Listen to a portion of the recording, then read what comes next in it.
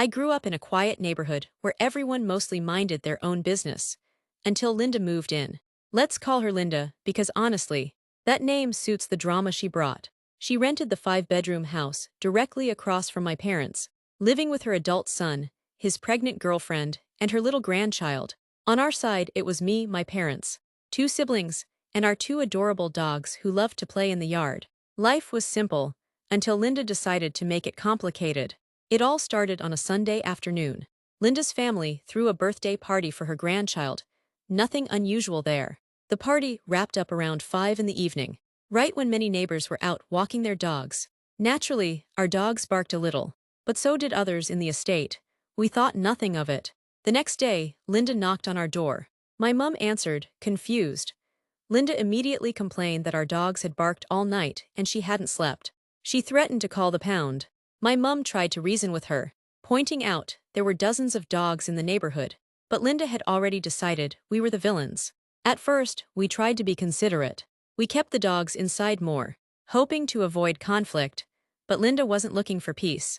Every little sound set her off. If the dogs barked, if we laughed during a barbecue, if we played music on a weekend, she would scream over the fence, "Shut your dogs up, or would you be quiet?" One afternoon, her voice rang out with a threat I'll never forget.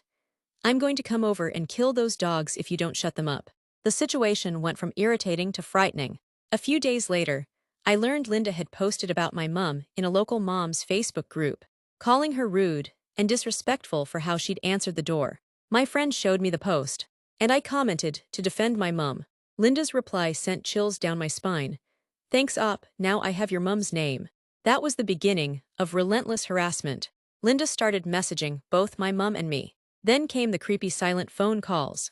Our landline would ring late at night, always from a private number. If we didn't answer, it rang again and again. Every time a dog barked anywhere in the area, the phone would go off.